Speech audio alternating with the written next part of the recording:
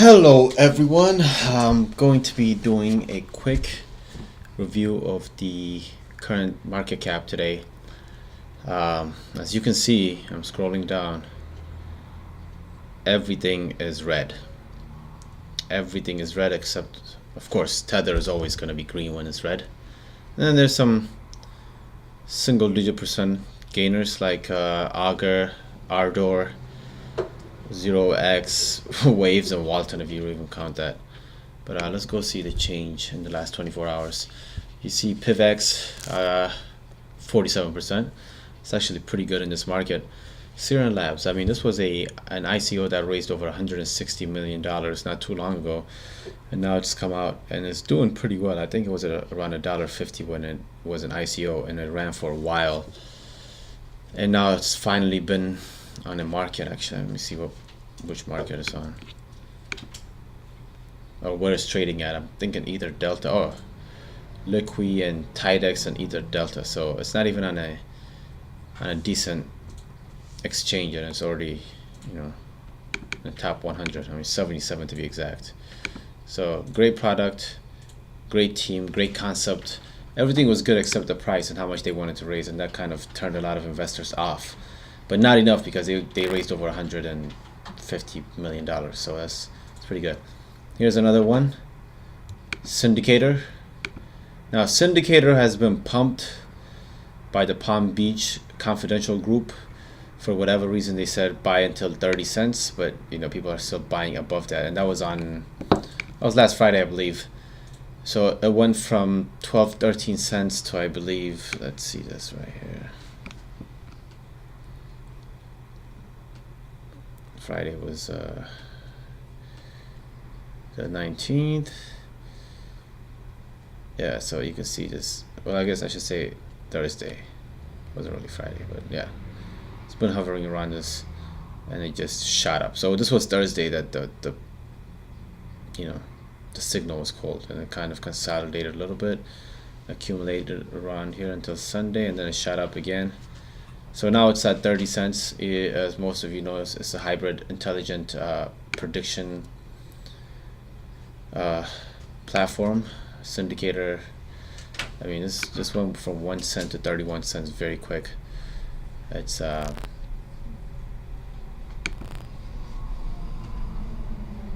pretty good website.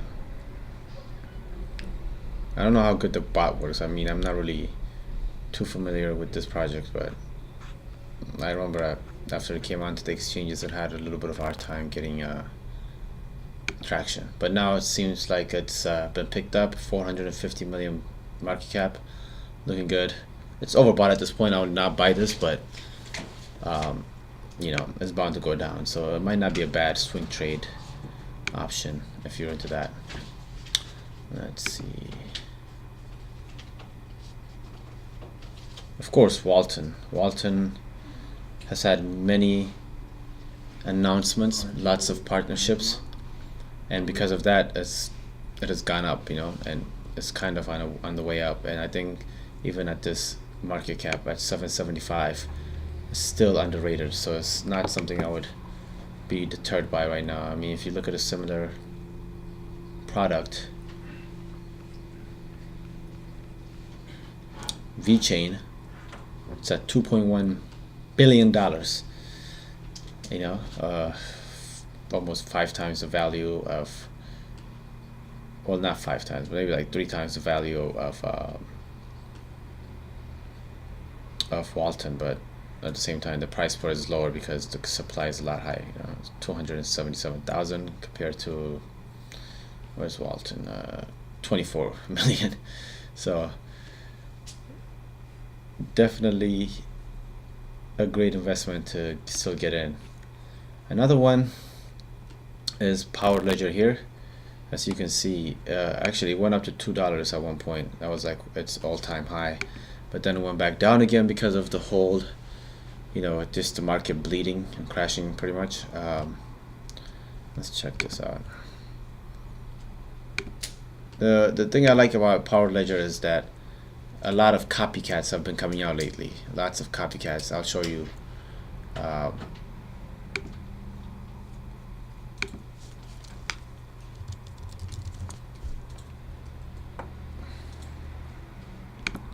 Here's WePower, an upcoming ICO. You know, same idea pretty much. They want to do a decentralized energy distribution.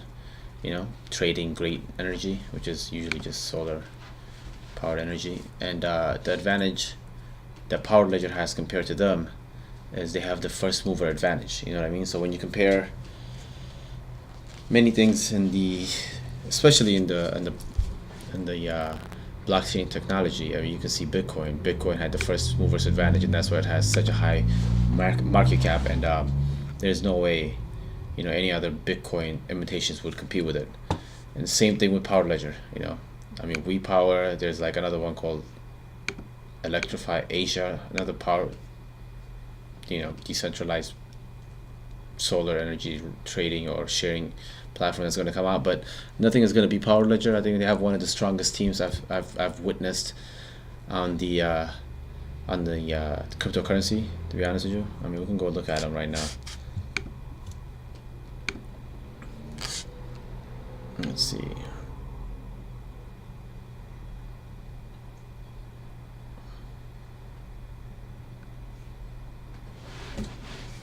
Little backstory to Power Ledger. They were trading around 5 to 6 cents at ICO, and they were an ICO for a while. You know, nobody actually bought into them. It wasn't until it was done. It wasn't really a hyped ICO, but once the ICO got done and they got listed on Bittrex and I mean, they got listed on Binance and they got listed on Bittrex, that's when people start paying attention to it, and then, you know, they start, you know, being more active socially, and that's, you know, obviously when the mass tried to adopt. But as you can see, the market cap is still pretty low. You know, there's no reason why this shouldn't be a top 20 or top 30 coin. You know, at 380 right now, it's still severely undervalued. The only thing I don't like about Power is the fact that the circulating supply compared to the total supply is only 36%. So, you know, that's, if I was to give it one con, that would be it. But like I said, as far as tradable energy, they definitely, okay, the website is not working, so I don't know what's going on with that. It's going to show you the team. But as far as the green energy and tradable energy, they have the advantage. They have the first mover advantage. They've already established a brand, so there's no way these up and coming ICOs like WePower and let me show you the other one. I think it was Old Asia or Electrify Asia. Show you right here. Okay, yeah, Electrify Asia is going to be, you know, competing with them. So definitely one to check out and one to keep an eye on. Still severely undervalued. Okay, so next I'm going to go. Okay, so one of the other coins holding strong today is EOS. As you can see, it's trading at 47. It was trading a little bit higher earlier. You know, I mean, it's only down 2.8%, and this is after the market cap has kind of been going up and down lately, and it's holding steady. You know, for something that is supposed to be, you know, the Ethereum killer, it's definitely a good sign in this bear market. Okay, and like I said, VeChain holding strong, one of the only ones that hasn't been affected by this whole week or two week long bear market. You know, Ripple's getting killed. At one point, it actually went up to like $120 billion in market cap, but it's gone back down, and that's a good humbling experience right there. It beat out Ethereum, but Ethereum was charged back and taken over the second place position. So there was no way Ripple was going to compete with that. I think it was some sort of a banking or institutionalized manipulation that was going on. You know, there's a lot of large investment going in at a time. So definitely not my favorite. I would never touch Ripple just because of how it is and how centralized it is, and it's controlled, you know, pretty much by one company. You know, people don't know this, but like they actually have a lot more than this right here. This is 38 billion. You know, it's actually, I think, about 100 billion is the total supply. So not something I would even get close to. Let's see the total supply. Yeah, it's close to 100 billion. So I wouldn't touch this, guys. This and Stellar are just centralized, and they can be dumped anytime by the company holding all the tokens. Ethos is a really underrated platform for something that doesn't even have an alpha. Okay, they don't have any working product. This is pretty much a white paper product, and now they're slowly but surely working on their universal wallet, which is a very ambitious project. But if it actually works out, it should make exchanges like Coinbase and Gemini and Bitfinex obsolete, because of how you can interchange fiat currency to any of the tokens pretty much. So it's going to be probably the best exchange coming out on paper right now. So definitely looking forward to this. They should be coming out with their alpha and demos and stuff like that pretty soon. So really looking forward to this one. Like I said, it's still severely underpriced at 442. I think you use the Ethos tokens as a means of using it as an exchange, just like you do on Binance with Binance Coin. So if you look at Binance Coin, I'm just going to compare it to Binance Coin. Okay,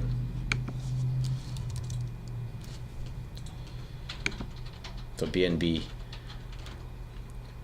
you look at that, a market cap of $1.2 billion, and this is at a low right now. I think it was pretty high earlier before the crash. So let's see what it was at. It was about 2.5 billion at its apex, and now it's gone down. It's been cut by half, but there's still a lot of room to grow for Binance. And this is a decentralized universal exchange. So if they make the product work, this could definitely, I could see it being a very big power player in this industry. Okay, another one that I kind of wanted to skim over, which is a good time to buy right now, we call the sell days, is Qdom. Qdom is trading at $39 right now. Severely underpriced, guys. The biggest, see, they've excluded the Korean exchanges, but at its peak at one point, let's see where it was at. Yeah, it reached about $96 before it went back down and kind of settled at 58. But that is a good sign. For whatever reason, it pumped up. It's gone back down. This happened within a span of a couple of days. So it's still a good and very undervalued project. I believe this will be, a top 15 coin. And it's going to cement its place, so the value should always go up. I would even say the top 10. All right.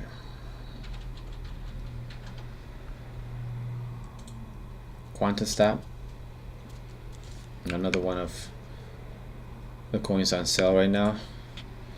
I was trading at around 39 cents about a few hours ago. Now it has gone up to 43. At one point it was trading at around $1, I believe, 80 cents, 77 cents. So good time to buy. They have a lot of partnerships coming out. I think they just partnered with OneChain. When that's official, they're definitely going to make a lot of noise. So this is an auditing tool where if they audit and stamp their approval on an ICO, that means it's been taken care of by an external team. That's what the whole QuantaStamp platform is supposed to be. So really good coins on the top 100. I mean, Litecoin has been lingering here since Charlie Lee tweeted that FUD. He's just trying to kill his own product, or at least keep it at a healthy range for people to buy. Another one I want to talk about is Icon. As most of you know, or maybe not, the mainnet is going to launch in 2 days. Okay. When the mainnet launches for this project, I should say, it's going to go through the roof. The mainnet launches on the 24th of January, which is in less than 2 days, and then they're going to have the first annual summit, Icon Summit. So at its height, it reached about $12.10-11. Let's see, yeah. This is the Satoshi value, not over the weekend. So this was one of the higher, just reached, to Satoshi values 82,900. So it was at its highest over Satoshi value, but obviously the market is in a bear run right now, so there's nothing you can do about that. But expect this to go up very soon. The annual summit is on the 31st of the end of the month, the last day of the month, and I don't expect it to go lower than this right now. So this is definitely a sell day. I'll definitely buy in. You know, keep accumulating. This is a good time to accumulate. I like to compare Icon to Neo of last year. You know, if somebody asked you to buy Neo at $10, you'd definitely jump at it, right?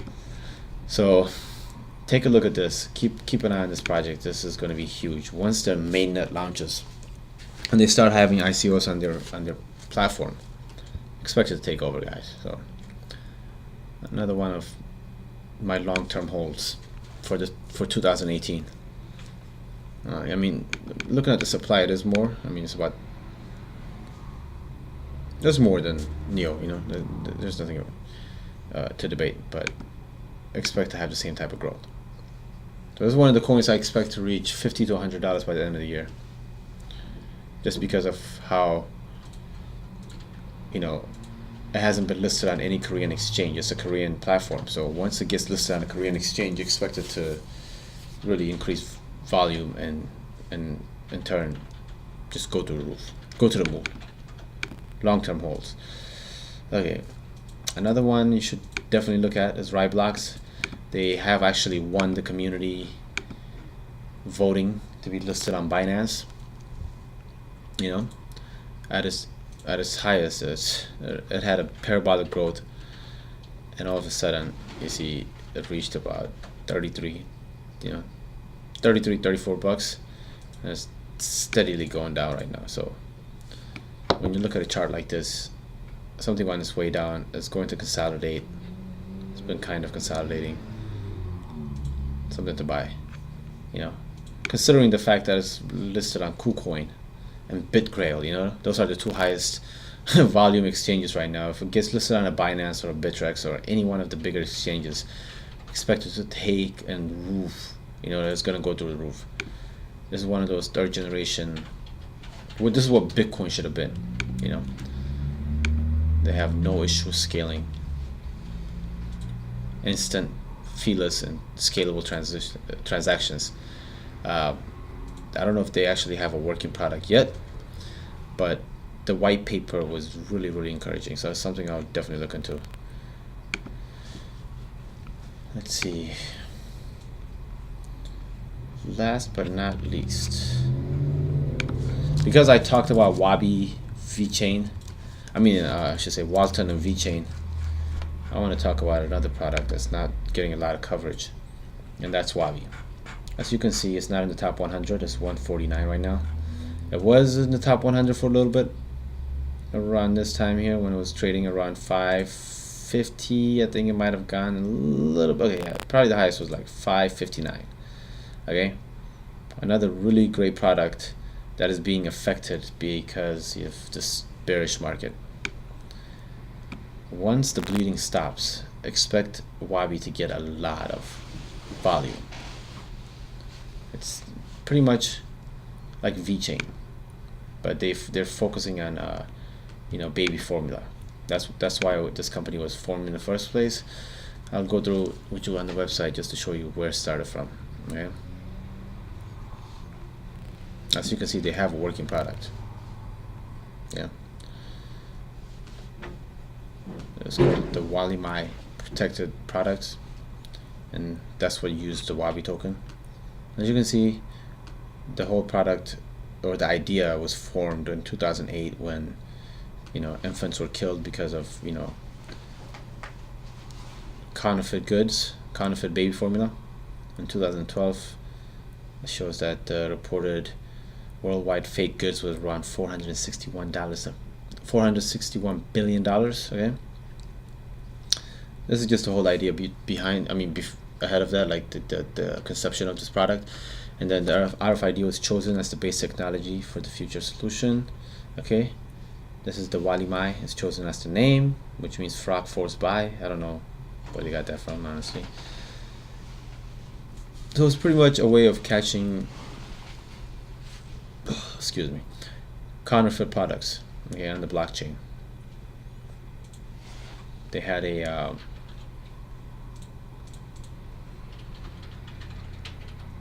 yeah, so token sale was back in, when was the token sale? I mean, it doesn't say that. This was for the pre-sale, but the token sale was back at, I like to say December, not December actually, maybe November. That's when the token sale happened. I remember I couldn't participate because of, you know, they were doing the KYC and people from the States are not really supposed to be contributing. But yeah, another great product, really undervalued at this price, at $2.92. I'll definitely take a look into. But yeah, so that's about it for me. I'm going to start doing daily videos. I'm going to be focusing, I'm going to do a hybrid, okay? I'm going to focus on established coins, or ones that are undervalued, and then I'm going to be talking about ICOs. So if you follow my channel, you can get best of both worlds. Alright guys, until next time, sayonara.